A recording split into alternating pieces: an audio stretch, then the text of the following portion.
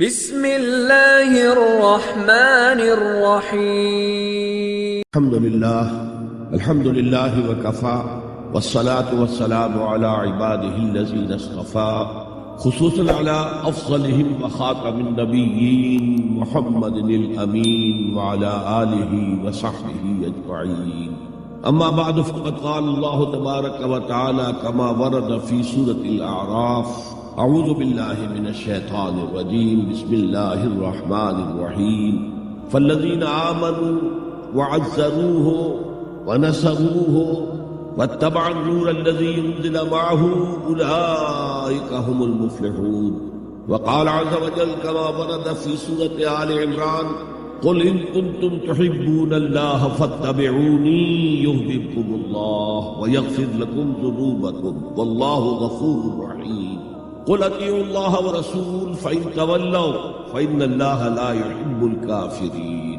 وقال عز وجل كما ورد في سورة التوبة: قل إن كان آباؤكم وأبناؤكم وإخوانكم وأزواجكم وعشيرتكم وأموال اقترفتموها وتجارة تخشون كسادها ومساكن ترضونها احب الیکم من اللہ ورسولہ وجہاد فی سبیلہ فتربصوا حتی یأتی اللہ بامرہ واللہ لا یہدی القوم الفاسقین. صدق اللہ العظیم.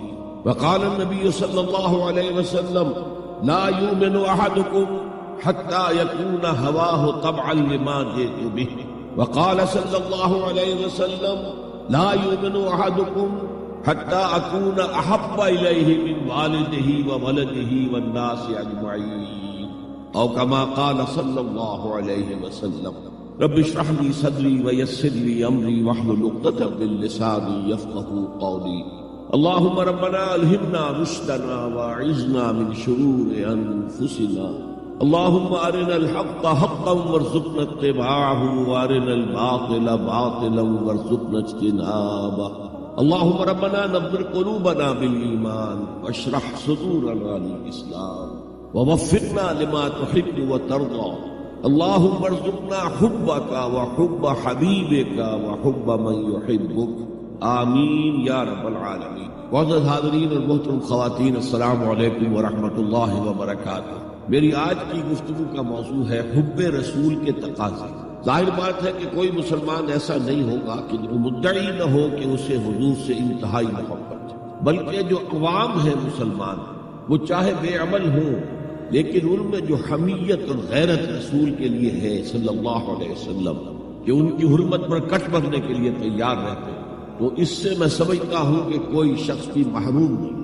لیکن اس حب رسول کے تقاضے کیا ہیں، ان کو سمجھنے کی ضرورت ہے. کہیں ایسا نہ ہو کہ ہم تو اپنے تئیں یہ سمجھتے رہے کہ ہم بہت عاشق رسول ہیں، محب رسول ہیں، لیکن آخرت میں جا کر قیامت کے دن ہم پر راز کھلے کہ نہیں، اللہ کو تو یہ شے قبول نہیں ہے، تمہارا دعویٰ رد.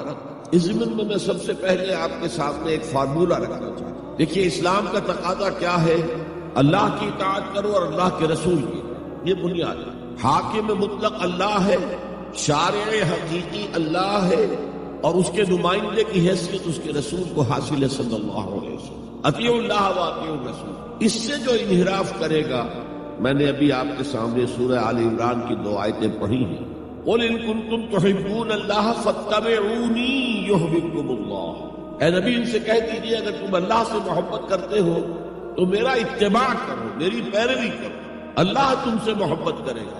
وَيَغْفِرْ لَكُمْ ذُنُوبَكُمْ، اور تمہاری خطائیں بھی بخش دے. واللہ غفور رحیم، اور اللہ تو غفور بھی ہے، رحیم بھی. قل اطیعوا اللہ ورسول، کہہ دو اطاعت کرو اللہ کی اور اللہ کے رسول کی. فإن تولوا، پھر اگر وہ اس سے روگردانی کریں، فإن اللہ لا يحب الکافرین، وہ اللہ کو ایسے کافر پسند نہیں.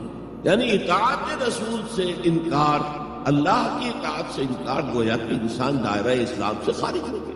کبھی کوئی خطا ہو جائے، غلطی ہو جائے، گناہ کا صدور ہو جائے اور انسان فوراً توبہ کر لے، فوراً رجوع کرے، پشیمانی اسے ہو جائے، عزم مصمم کر لے دوبارہ میں نہیں کروں گا، اللہ بخش دے. انما التوبۃ علی اللہ للذین یعملون السوء بجہالۃ ثم یتوبون من قریب. سورہ نساء میں فرمایا اللہ کے ذمے ہے ان لوگوں کی توبہ قبول کرنا. انما التوبۃ علی اللہ، اللہ کے ذمے ہے. جو کہیں غلطی سے، جہالت میں، نادانی میں، جذبات سے مغلوب ہو کر کوئی غلط کام کر بیٹھتے ہیں لیکن فوراً توبہ کرتے ہیں، اللہ کی جناب میں رجوع کرتے ہیں، فوری توبہ اگر ہو جائے تو فوراً اللہ تعالیٰ کی مغفرت جو ہے ڈھانپ. لیکن اگر مستقل طور پر کسی ایک معصیت پر بھی ڈیرا ڈال دیا جائے، مثلا آج کی دنیا میں جو بہت بہت کامن شے ہے سود، جسے اللہ نے حرام قرار دیا، جس پر اللہ کی طرف سے اعلان جنگ ہے، فَأَذَنُوا بِحَرْبٍ مِّنَ اللَّهِ وَرَسُولِهِ، تو سن لو الٹیمیٹم ہے اللہ اور اس کے رسول کی طرف سے. اسے اپنے کاروبار کا مستقل جز بنا لیا تو ایک غلطی، ایک گناہ بھی انسان کو ہمیشہ کے لیے جہنم میں ڈال سکتا. بَلَا مَن كَسَبَ سَيِّئَةً وَأَحَاطَتْ بِهِ خَطِيئَتُهُ فَأُولَٰئِكَ أَصْحَابُ النَّارِ هُمْ فِيهَا خَالِدُونَ. کیوں نہیں؟ کسی نے جان بوجھ کر ایک بڑا گناہ کمایا، چھوٹے چھوٹے گناہ جو ہے گناہ صغیرہ وہ تو خود بخود بھی دھلتے رہتے ہیں اللہ کی رحمت سے، صاف ہوتے رہتے. لیکن کسی نے کبیرہ گناہ کمایا، جان بوجھ کر کیا اور پھر اس پر ڈیرے ڈال دیے اور وہ گناہ اس کی گرد گھیرا کر بیٹھا، احاطت بہ خطیئتہ فاولئک اصحاب النار هم فیہا خالدون، تو وہ ہے جہنمی اور اس میں ہمیشہ. تو اطاعت اللہ کی، اطاعت رسول کی، یہ تو اسلام کا بنیادی مطالبہ ہے. اگر یہ بھی نہیں ہے تو پھر کچھ نہیں. اگر یہ نہیں تو بابا پھر سب کہانیاں. اب ذرا اس سے قدم اوپر ہو، اطاعت کے ساتھ محبت. جب اللہ کی اطاعت کے ساتھ اللہ کی محبت جمع ہو جائے گی تو اس کا نام ہے عبادت. امام ابن تیمیہ رحمۃ اللہ علیہ کے جو شاگرد رشید ہیں، حافظ ابن قیم رحمۃ اللہ علیہ، انہوں نے عبادت کی ڈیفینیشن کی ہے. عبادت کیا ہے؟ العبادت تجمع اصلین، دو بنیادی چیزوں کو جمع کرنے سے عبادت وجود میں آتی ہے. غایت الحب وغایت الذل والخضوع، حد درجے کی اللہ کی محبت اور حد درجے میں اللہ کے سامنے گویا کہ پست ہو جانا، جھک جانا، بچھ جانا. انتہائی اطاعت، انتہائی محبت. انتہائی میں کیوں کہہ رہا ہوں؟ سورہ بقرہ کے 20ویں رکوع کی پہلی آیت، الذین آمنوا اشد حبا للہ، اور جو لوگ صاحب ایمان ہوتے ہیں وہ شدید ترین ہوتے ہیں اللہ کی محبت. بعد میں یہ تو مثبت انداز ہے، منفی انداز میں جو آیت آئی ہے وہ بہت سخت قید والی ہے، وہ میں بعد میں آپ کو تلاوت میں نے کی ہے. فارمولہ یہ ہے اللہ کی اطاعت جمع شدید محبت برابر ہے عبادت. اور یہ عبادت جو ہے ہمارا مقصد تخلیق قرار دیا گیا. سورہ ذاریات کی یہ آیت آپ کے حضرات کے علم میں ہوگی، وَمَا خَلَقْتُ الْجِنَّ وَالْإِنسَ إِلَّا لِيَعْبُدُونَ، میں نے جنوں اور انسانوں کو نہیں پیدا کیا مگر صرف اپنی عبادت. یہ ہمارا مقصد تخلیق ہے. اس میں سے اطاعت والے حصے کا کی صحیح ترجمانی کی شیخ سعدی رحمۃ اللہ علیہ نے، زندگی آمد برائے بندگی. زندگی تو آئی ہے اطاعت کے لیے، بندگی کے لیے، غلامی کے لیے، عبدیت کے لیے. زندگی آمد برائے بندگی، زندگی بے بندگی شرمندگی.